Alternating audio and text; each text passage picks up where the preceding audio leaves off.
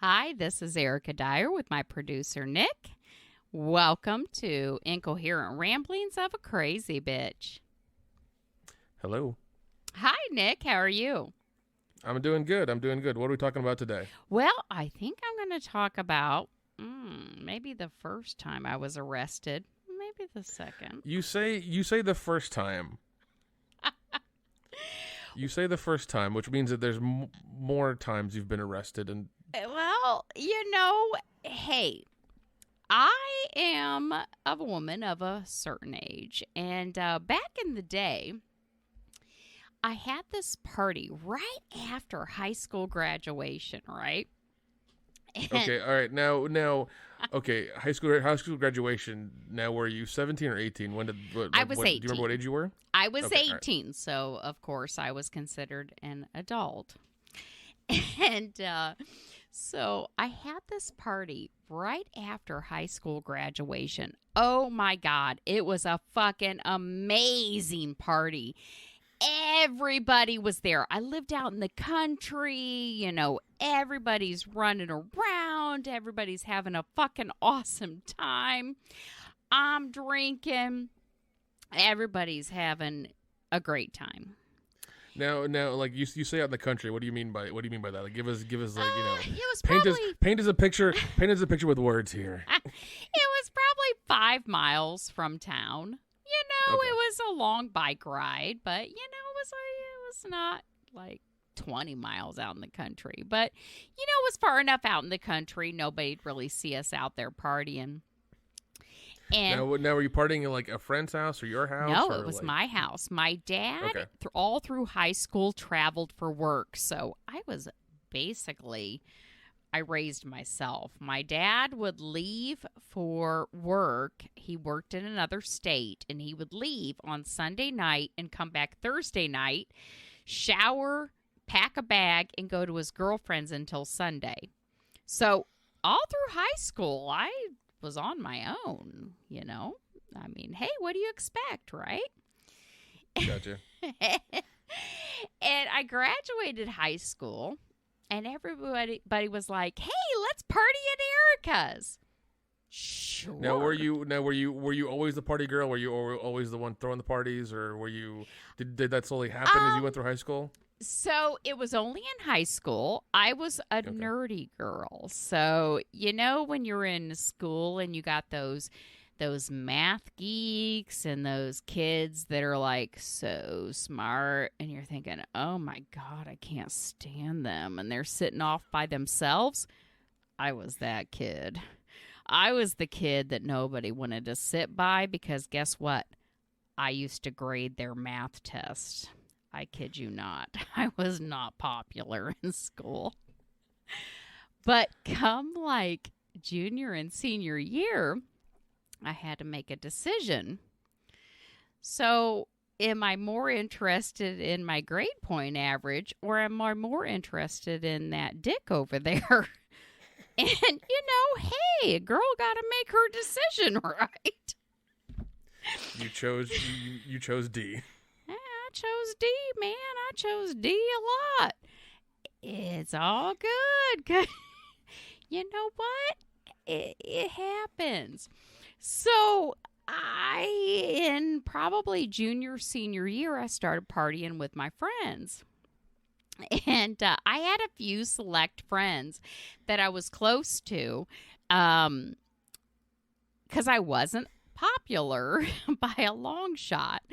And so these few close friends that I had, they were popular. So right after graduation, I decided to have a party. My dad was out of town for the weekend, and I said, hey, Kathy, why don't you see if some people can come over? That bitch fucking drove through town and told anybody and everybody, party at Erica's. Fucking, I don't even know how many people showed up in my house. It was, I didn't even know everybody. Let's put it that way. So you're expecting like a handful of people. You got a couple of 2 liters and some pizzas and. So everybody's partying, everybody's drinking. everybody's like doing their thing. And we get this knock on the door. Well, I'm fucking drunk as hell. And I answer my front door. And there's this dude standing there. And he goes, I don't know who it is. And he's like dressed in regular clothes, motherfucker. And he goes, hey, you having a party? I said, yeah, I am. Come on in. And he goes, hold up, let me get my friends. Motherfucker was a cop. So he oh my God. radioed these fucking cops. And they all... I still have the court papers. My kids are going to have a heyday with this. It was like state, city, excise, sheriff, conservation. I don't know what the fuck conservation officers were there for. But they all fucking swarmed my house, man. They swarmed my house. And there's kids 18, 19 years old. They're just fucking running everywhere. Right? They're running as far as they can. And in the court papers, it actually says so-and-so's running through the farmer's field. So wait, okay, so the I guess the plainclothes cop comes to the door and, you know, presents himself as just another person. You don't know any better because you are not familiar with this. And just like the cops come through and everybody scatters like roaches. It's just like, yep. Gone. I didn't know any better. So I'm sitting inside and I'm like, all right, well, we're getting busted for some shit here. And the cops are going through the house. You know, and we have some people doing some shady shit. Like my one friend, she was fucked up and she ran into the one bedroom and there was one minor there. Well, I mean, a bunch of us were minors, but there was one like 5 or 6 year old there. Somebody brought their kid. And she ran. Somebody brought their like brother or sister there. No, it was their son.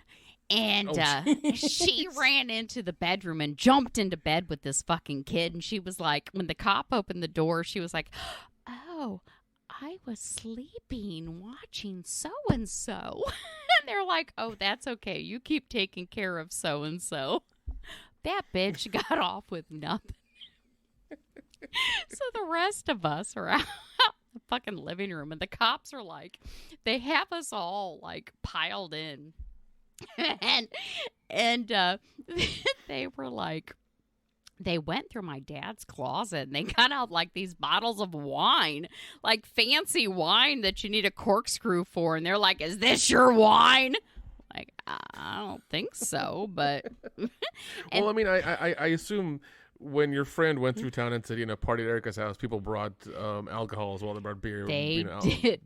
As a matter of fact, when the cops did their roundabout and they're like, "Oh, did you do the breathalyzer? Did you do the breathalyzer?" My one friend, fucking Kathy, they asked her, they're like, "Okay, you did a breathalyzer, right?" And she's like, "No, I didn't do one." And they're like, "Oh, okay, what's your name?" Bitch called herself out.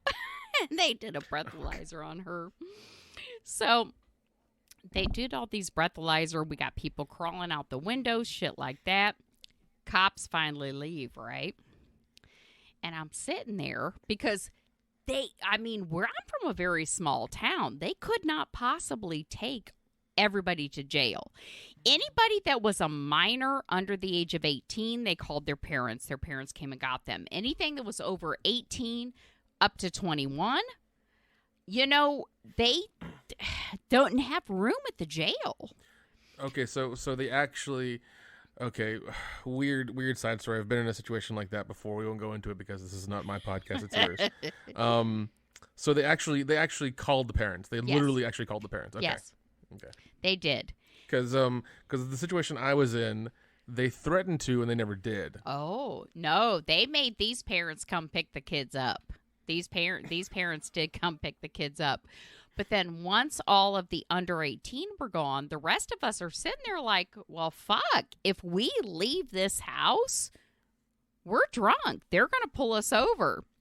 Well, behind my sectional couch, we had hid a bunch of alcohol. And I said, fuck it.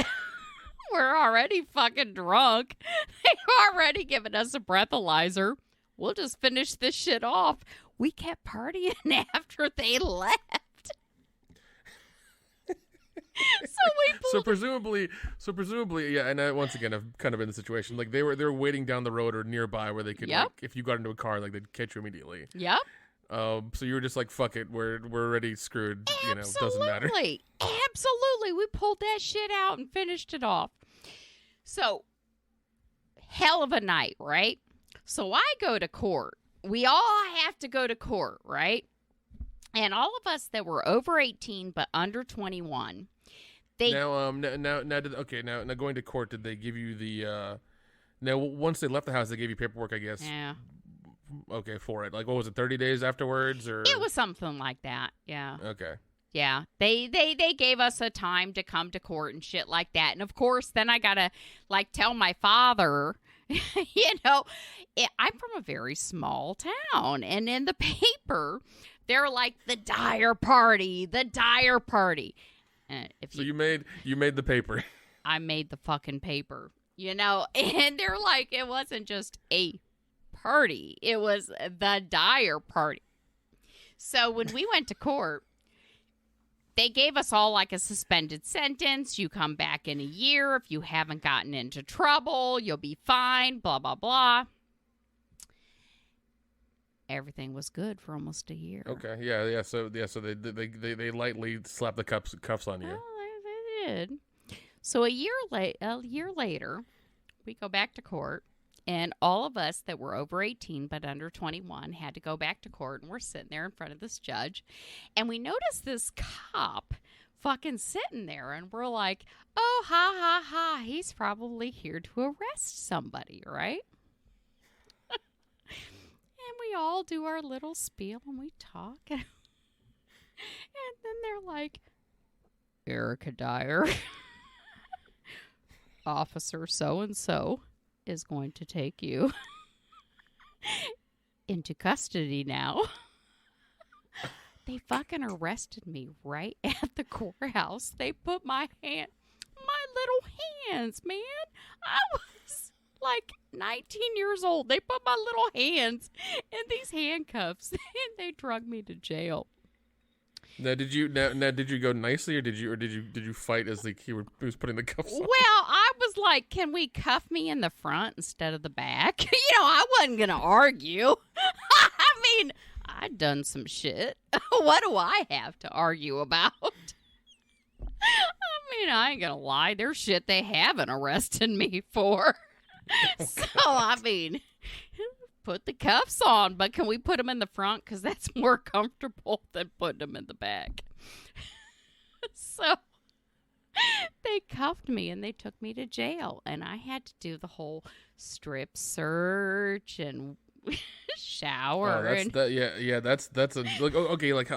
Now, once again, I'm not familiar with that procedure. What is that procedure exactly? So, because I am a female, it was a female officer that came in. It was actually one of the dispatchers that came in, and I had to completely undress, bend over, spread my butt cheeks.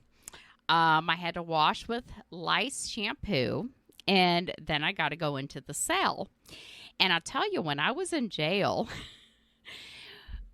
they built a new jail now, but the jail at that time was a very small jail, and it was overpopulated. And I knew one of the jailers. Like, I was friends with him. Fucking, we went on a road trip to, like, fucking Indianapolis right before I was arrested. He goes, well, they can't say you're running because you're with me. You know, that's the kind of town I'm from. And so I'm in this jail. And, they strip search you. They check your butthole. They check, everything. And they put... Did you have a cellmate? Oh, so I was in... It was like a block. So it had like this community area.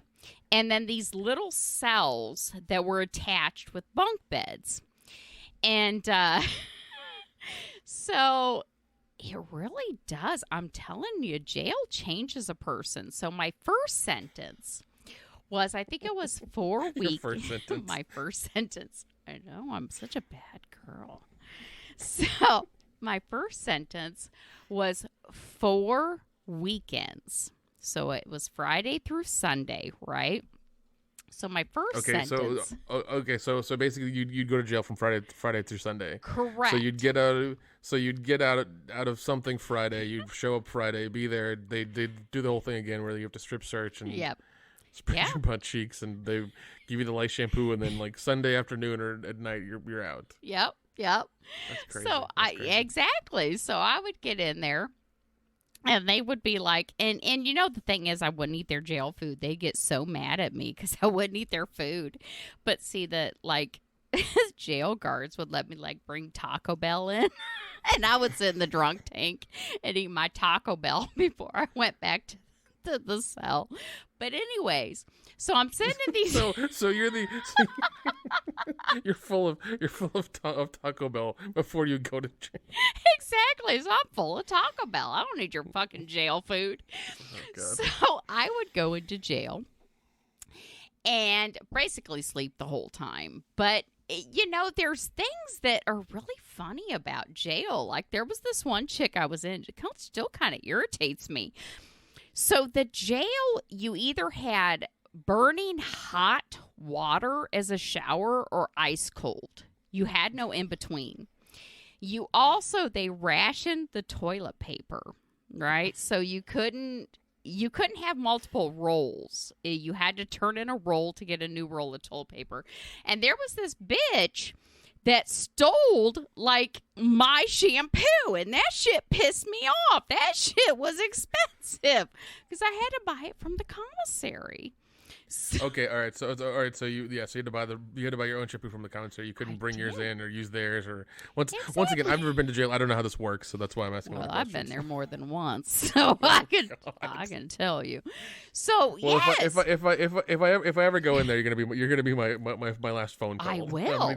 I'm gonna need all the rules. I'll help a brother out. All the gang affiliations. If you know anybody in there that can help me out. I'll help a brother out, man. So this bitch, I about got in a physical fight with her because she was using my shampoo. Pissed me the fuck off. But I got through it, right? But then, because I'm from a very small town, and once you get on the radar of the cops, they think, oh, we're going to arrest her again. Of course, because it can't be because I was breaking the law again. It's because they had it out for me, right? And so I got in trouble again. And this time, I had to spend 90 days in jail. Oh, gosh. I spent 90 fucking days locked up.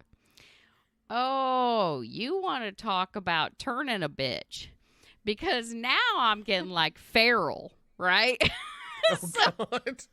So we're in like this area. Did you join a gang?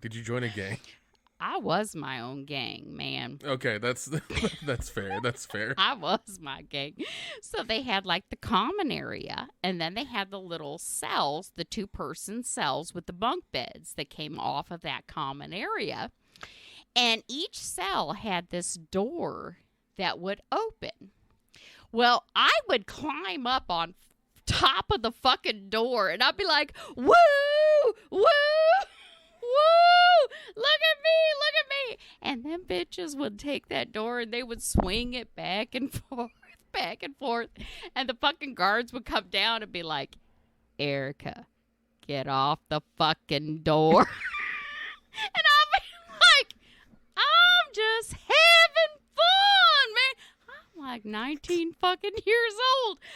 I'm having fun on top of this fucking door. You're 19 years old in jail. And they're like swinging me back and forth, right? So I had the time of my motherfucking life. So they do this shit, right? They're swinging me on these doors. And then I actually got work release. My second time that I was in jail, which was 90 days, it was actually my sentence was 180 days, and I had to serve 90. Because in my state, you get credit for time served. So I only had to serve 90. But wait, hold on. So you were, I guess you were going through trial for 30 days, or they had to sentence you, or whatever. Once again, I don't know what the system is. So. Oh, well, I know the system. I've been to court like a handful of times. My sentence for violation of probation was a revocation of 180 days, served 90. So I had to serve 90 days in jail, and it got to the point, because I got in an argument with one jailer. I'm like, I am not a criminal. I'm not a criminal. My God, I started out with minor consumption, right? That's where this all started, that fucking party that I had that got busted. The rager you had at your house. Yes, my rager, man. I was popular. It all started, man. Well, okay. I have a couple odd questions to ask about jail, especially female jail. I've heard like that you can't have like potatoes or carrots or like zucchinis and shit like that because you might carve it into like a dildo or something. Is that true? Oh, I've never heard that, but I can tell you there were some fucking bitches that got more time because they were like masturbating for the guards. So what? I can't tell you about no carrots or no shit like that. I didn't see that shit, but I did see some masturbation. Hold on. So they would put on a show for the guards, and they got They got more time. Fuck yeah, they got more time. If a guard comes up and says, "Bitch, why you got your twat out?" I mean, what do you think that's gonna get you? Because I ain't gonna lie. So here we go. My younger son is now a jail guard at our local jail. God. So I had to tell him when he got his job, I said, so-and-so, just in case it comes up, Mommy has spent some time in this jail. I just wanted to let you know. That motherfucker looked up my, like, mugshot and shit like that. Oh, God. Oh, God. I'm like, I just want to let you know. Just in case. Yeah, my younger son is very straight-laced. He is a jail guard now. So no, there were never any parties at your place from your two sons. Oh no! Actually, no cops came by. No nothing. My younger son, he is so straight-laced. The one that's a jail guard. I'm like, do you realize when I was 18 years old, I was out partying? I mean, why are you sitting at home right now? And he's the one that's a jail guard. I'm like, I don't know where he came from. I honestly don't know. So did anything else interesting happen in those 90 days for your second stint as a criminal? Well, I got my cell tossed because I smuggled a watch in. So it got why did you smuggle a watch in? Because in the jail they don't allow you to have a clock. I mean, one of the things with the jail, they like block your time. So you have no concept of time. Okay. Okay. So what I did was, because I'd been there for 90 days at that point, they really weren't making me completely undress. So what I did is I took a watch and I put it around my ankle, my right ankle. And, when I went in and I was strip searched, because they still made me strip search because I had work release and release for college because I was in college at the time. Wait, hold on. Hold on. I was 19. So wait, well, first of all, congratulations for actually, using your time wisely, going to college while in jail. But you were going to college while you were in jail? Well, sure. Now, got me out of jail. now, oh God, more questions. Now, if you're going to college while you were in jail, like, was it the one that you got into, or was it just like the one that the jail like set up for you? Oh no, it's the one I have a degree from. Oh, okay, that must have been interesting when like. No, what was interesting when I would go into the desk at the library and say, "Can you sign this form? I was here," and then I'd walk out the back fucking door. And then I'd come back like 5-6 hours later. "Can you sign this form saying I'm leaving?" And they would sign the form. That's interesting. Okay, so they were kind of trusting your judgment, like, you know, don't run away or some shit. I'm from a small town. I ain't gonna run nowhere. Yeah, that's funny. Like they kind of trusted you back then to to like.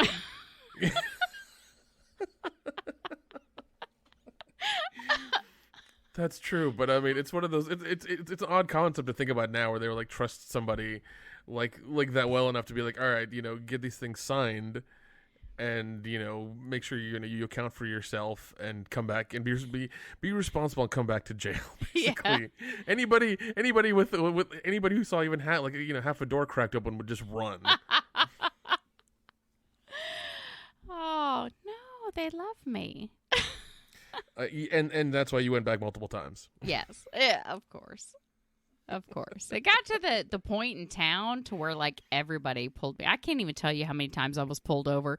The one fucking time I was pulled over twice in one night. Of course, the first time I was pulled over was legitimate. I had a expired license plate. The second time I was fucking drunk off my ass, and I'm like, "Look, I already have a warning about an expired license plate. Can you let me go?" And they fucking did, you know? Hey. Nice.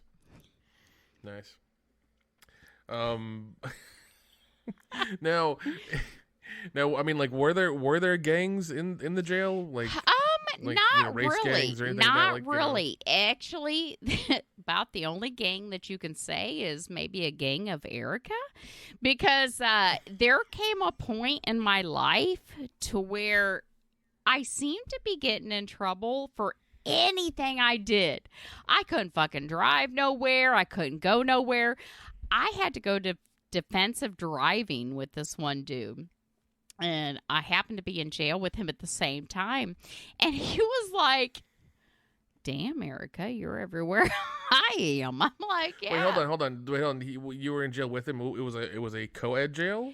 So in our jail, our old jail, we have a new jail now, but in our old jail, in the bathrooms between the women's section and the men's section, somebody, it wasn't me, I swear to God it wasn't, but somebody had dug a hole through the wall, and you could like pass notes between the women's section and the men's section of the jail.